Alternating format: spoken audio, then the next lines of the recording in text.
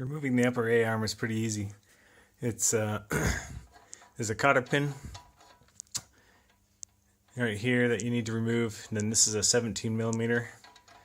You might have to put some downward pressure on the upper A arm to make sure it doesn't spin inside the housing to get the nut off. But it was pretty easy in my application. There's two bolts that go through on the top pivot points, one on each side.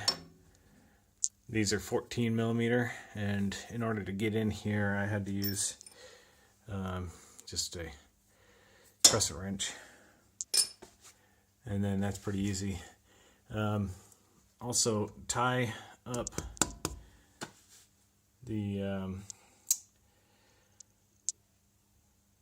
aluminum housing here to, I just tied it to the strut spring, and that way it won't fall forward.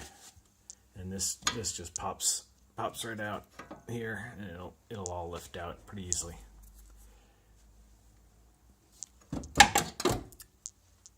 Once you get that removed, these two bushings, this one's been removed, those are the biggest pain in the butt for this whole operation, and I'll show you why in a second. Okay, so the upper A arm is too wide, or not wide enough, I should say. Here's the problem. These bushings are sealed to the outside of the A-arm here. This, see, the rubber overlaps, and there's actually a lip of metal, if you can see that right there. You can kind of see it. The lip of metal means you can't push it through this way, push it towards the inside. You have to push it from the inside out. However, on the tool that I have, it doesn't fit straight. There's no way to get it straight, because if you open this up enough for it to fit, and there's nothing big enough to fit around the outside here. There's no cup because this is actually on the lip.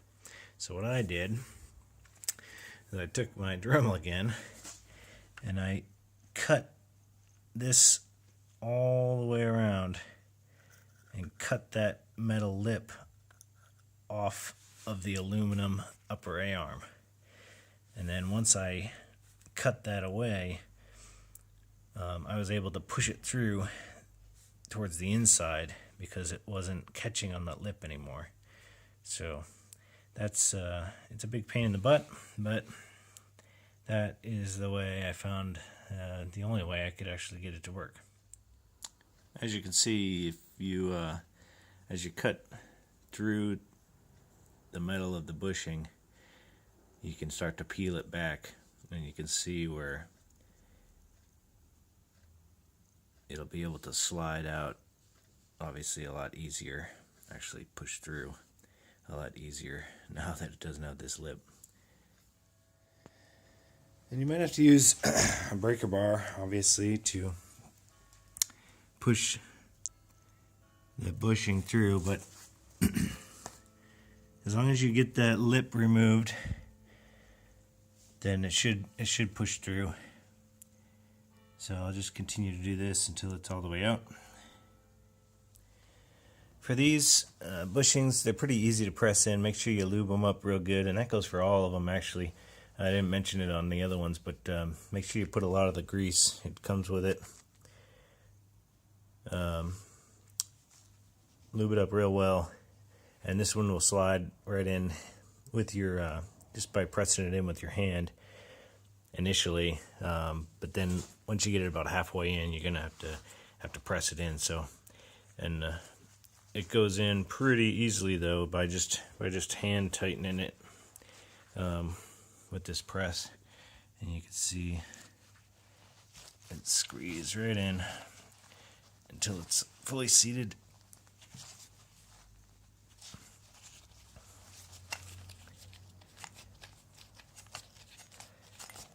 There you go.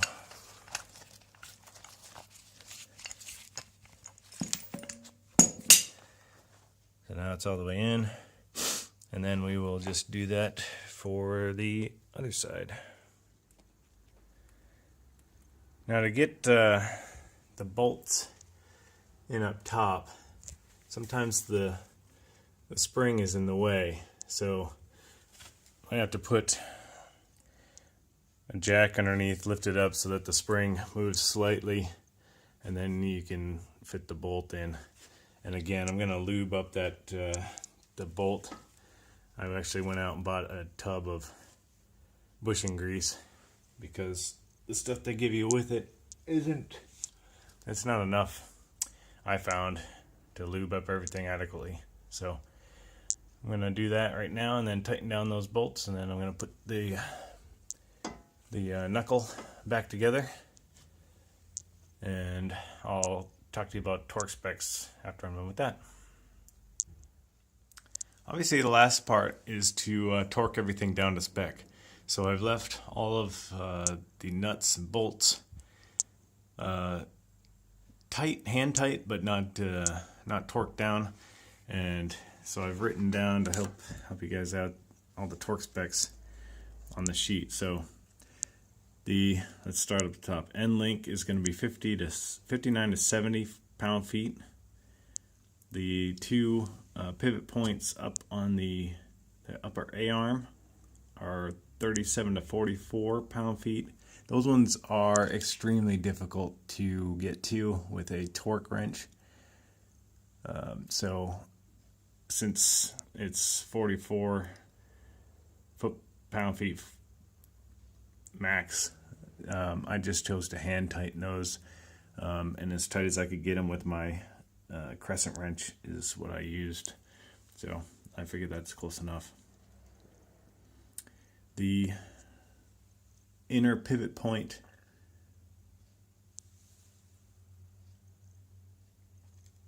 attached to the subframe of the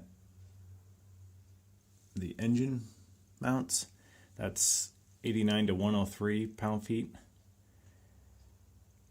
And the part that's connected to the shock is 52 to 62 pound-feet. The upper knuckle is 40 to 46 pound-feet. And then the last one that I did not actually change is right here. I'm having a problem getting this to pull down, so I ordered a puller off of Amazon. I'll have to do that one later, but I should be able to do that one without taking everything apart. I'll just have to take off this this piece and just undo the nut here, and there's two nuts underneath the body, and then I'll have to pop off this nut underneath there. But that one, if you do replace that one, it is 104 to 125 pound-feet. So I'm going to go ahead and torque all that down, and obviously, well, not obviously, but this should all be done under load. So I got my stand, and I jacked up, or my jack, and I jacked up the suspension so that it's under load now, and basically just jack it up until you would have been taking pressure off of the stands, and not so much that you actually do take the load off the stands, but just enough to get it close, and then that's enough load, at least for me, and I'll just torque them down now.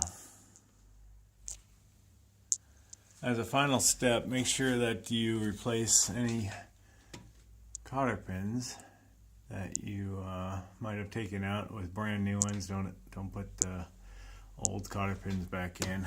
So up there on on the knuckle down here, ball joint, and if you took that one out, again, all new. You'll figure this out as you do it, but the end link will not attach when it's under load, so you have to lower your jack down until you can get the end link to line up with the hole, and then you can put it in. That's all. So completely finished with the job. It's all torqued down, and now all I have to do is put the tools away and put the tire back on. All right.